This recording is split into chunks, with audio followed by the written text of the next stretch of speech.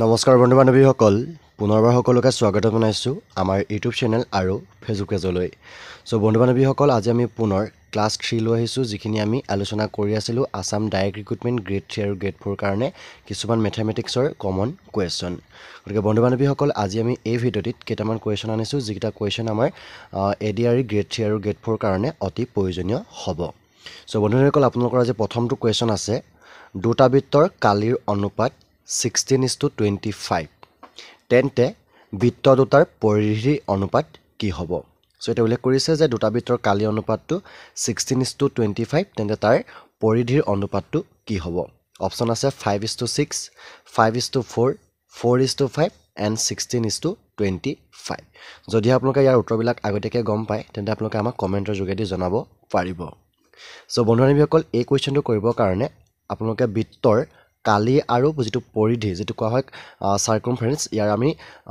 ফৰ্মুলাখিনি জানিব লাগিব সো পোনপ্ৰথমতে আপোনালোকে বৃত্তৰ কালিৰ ফৰ্মুলা আৰু তাৰ পিছতে বৃত্তৰ পৰিধি ফৰ্মুলা ক্লিয়াৰ কৰিব সো পোনপ্ৰথমে হৈছে আপোনালোকৰ বৃত্তৰ কালিৰ ফৰ্মুলাটো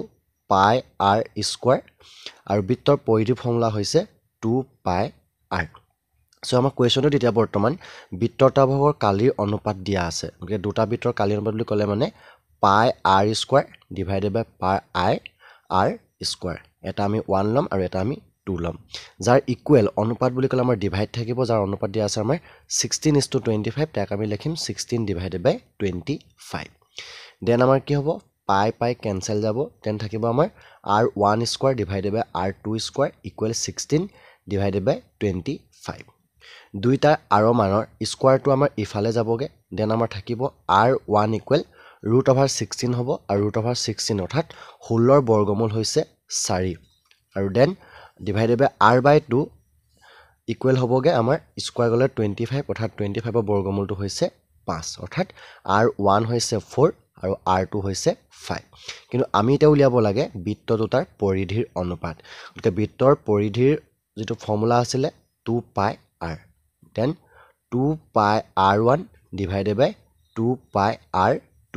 ইকুৱেল কি হ'ব এটা আমি উলিয়াব লাগে সো দেন 2 পাই কেনসেল যাব থাকিব আমাৰ r1 ডিভাইডেড বাই r2 গতিকে আমি r1 ডিভাইডেড বাই r2 কি পাই আহিছিলো 4/5 গতিকে ইয়াৰ ইকুৱেল কি হ'ব 4/5 আকৌ যদি আমি ইয়াক ৰেশিও অনুপাতত নিবলৈ যাওঁ তেন্তে ই হ'বগে 4:5 অৰ্থাৎ আমাৰ ৰাইট আনসাৰ হৈছে অপচন নম্বৰ C2 গতিকে কুৱেশ্যনটো কৰিবৰ কাৰণে ভালদৰে চাব কালি আৰু পৰিধিৰ অনুপাতটো চাব প্ৰথমতে কালিৰ পৰা ইয়াৰ মানকেইটা উলিয়াবলৈ ব্যাসাৰ্ধৰ মানকেইটা উলিয়াব লাগিব তাৰ পিছত পৰিধিত গৈ পিনে ইয়াৰ মানকেইটা বহাই দিলে যেটো হ'ব হেতু আমাৰ কাৰেক্ট আনসাৰ হ'ব তাৰ পিছতে নেক্সট কুৱেশ্যনটো আমাৰ আছে এটা সমকোণী ত্ৰিভুজৰ অতিভুজৰ দৈৰ্ঘ্য 13 সেন্টিমিটাৰ যদি বাকি দুটা বাহুৰ এটা বাহুৰ দৈৰ্ঘ্য 5 সেন্টিমিটাৰ তেন্তে তৃতীয় বাহুৰ দৈৰ্ঘ্য কিমান হ'ব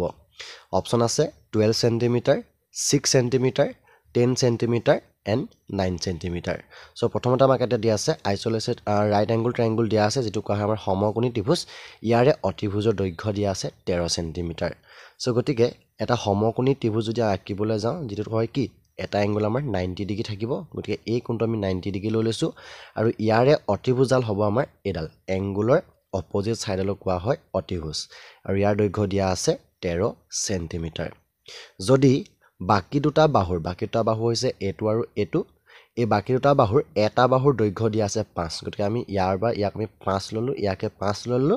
তেন্তে তৃতীয় বাহুৰ দৈৰ্ঘ্যটো হ'ব এটো আৰু ইয়াৰ মান আমি নাজানো ইয়াক আমি x ধৰি লম গতিকে অতিভুজৰ দৈৰ্ঘ্য 13 এডাল বাহুৰ দৈৰ্ঘ্য 5 আৰু এডাল বাহুৰ দৈৰ্ঘ্য আমি নাজানো তাক আমি x হিচাপে নামাকৰণ কৰিছো গতিকে এনে ধৰণৰ ক্ষেত্ৰত যদি এডাল বাহুৰ মান উলিয়াবলৈ আহে তেন্তে আমি পাইথাগোৰাছৰ যেটো থিওৰেম আছে অতিভুজ স্কয়াৰ ইকুৱেল ভূমি স্কয়াৰ প্লাস লম্ব স্কয়াৰ আমি হে উপপাদ্যটো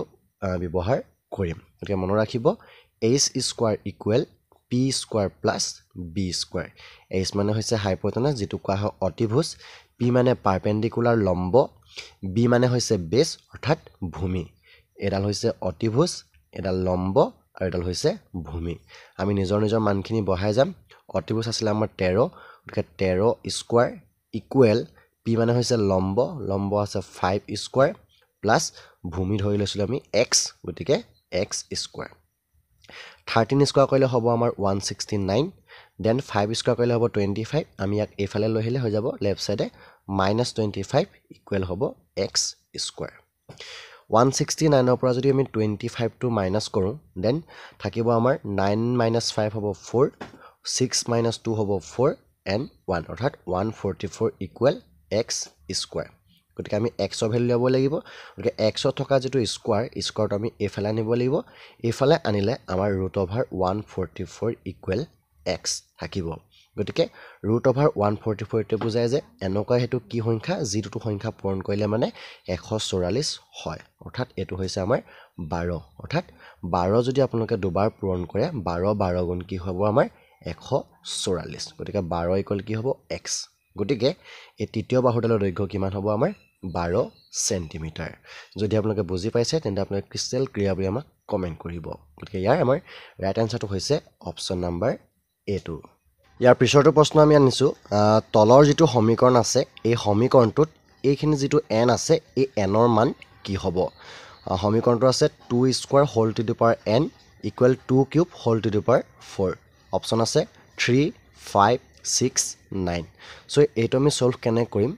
সলভ কৰিব কাৰণে এটা ট্ৰিক আছে যে আপোনালোকে যদি ইয়াৰ ভূমিকেইটা একে থাকে তেন্তে আমি ভূমিকেইটা নলওঁ অনলি আমি যেটা ঘাত থাকিব এই ঘাতকেইটাহে আমি অকল লম গতিকে 2 আৰু 2 টো ভূমিকেইটা ভূমি বুলি কোৱা হয় গতিকে 2 আৰু 2 আমি নলওঁ অকল আমি 2n লম আৰু ইফালে 3 আৰু 4 লম গতিকে ইয়াৰ কাৰণে যেটো ফৰ্মুলা আছিল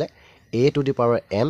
whole to the power n equal আছিল a to the power m into m অৰ্থাৎ এই ঘাতকেইটা কি হৈ যায় পূৰণ হৈ যায় গতিকে 2 লগত n টো কি হৈ যাব পূৰণ হৈ যাব অৰ্থাৎ টুৱাইছ n হৈ যাব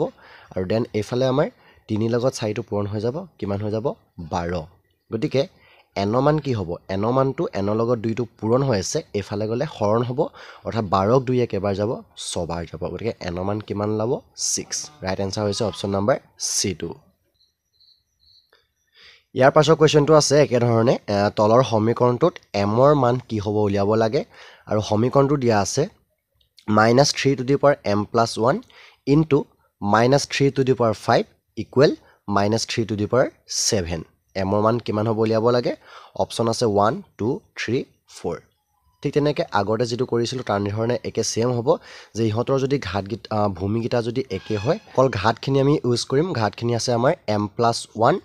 এটাত আছে 5 আৰু এটাত আছে 7 কিন্তু প্ৰথম অৱস্থাত যেডখৰ আছে ইয়াত আমাৰ এই প্ৰথম ভূমি দুটা কি হৈ আছে পূৰণ হৈ আছে গতিকে পূৰণ হোৱাৰ কাৰণে ওপৰ এই ঘাতকেইটা যোগ হ'ব সো গতিকে ওপৰৰ ঘাত আমাৰ m + 1 আৰু লগত a5 টো আহি পিনে এটা প্লাস হ'ব অৰ্থাৎ m + 1 + 5 আৰু ইকুৱেল দি পিনে এফালে আহিব আমাৰ 7 দেন m + 1 + 5 ইকুৱেল হ'ব 6 আৰু ইকুৱেল এফালে আছে আমাৰ 7 গতিকে m টো যদি আমি অকলহৰীয়া কৰো 6 টো এফালে প্লাস হৈ আছে ইফালে গলে হ'ব আমাৰ কি মাইনাস অৰ্থাৎ 7 - 6 ইকুৱেল হ'ব 1 অৰ্থাৎ m ৰ মানটো কি ওলাব 1 ওলাব গতিকে মনত ৰাখিব যদিহে দুটা সংখ্যা তেন্তে আমি এগিটাৰ সমান এটো লিখিম কিন্তু যদি পূৰণ চিন আহে তেতিয়া আমি এই ওপৰ ঘাতটোৰ লগত ইয়াৰ এই ওপৰ ঘাতটো আমি এনেদৰে যোগ কৰিব লাগিব এটোৰে যোগ কৰিব লাগিব আৰু ইকুৱেল 7 তাৰপিছত আমি m টো কলিয়া কৰি দিম 7 - 6 ইকুৱেল হ'ব 1 অপচন নম্বৰ A টো ইয়াতে আমাৰ ৰাইট আনসাৰ সো গতিকে বন্ধু-বান্ধৱীসকল এনে ধৰণৰ ভিডিও নিটো চাই থাকিবৰ কাৰণে আপোনালোকে আমাৰ ফেসবুক পেজটো প্লিজ ফলো কৰি ল'ব আৰু লগতে ইউটিউবত যদি চাই আছে তেন্তে আমাৰ চেনেলটো প্লিজ সাবস্ক্ৰাইব কৰি ঘণ্টা বেলটো বজাবলৈ নিশ্চয় নাপাহৰিব গতিকে বন্ধু-বান্ধৱীসকল এনে ধৰণৰ ভিডিও আমি নিটো আনি থাকিম যিখিনি কোৱেশ্চন আপোনালোকৰ আসাম ডাইৰেক্ট ৰিক্ৰুটমেন্টৰ গেট 3 আৰু গেট 4 কাৰণে অতি সহায়ক হ'ব গতিকে বন্ধু-বান্ধৱীসকল আজি ভিডিওতে ইমানকিটা কোৱেশ্চন আমি আলোচনা কৰিলো গতিকে ভিডিওটো যে ইমানে ধন্যবাদ জয়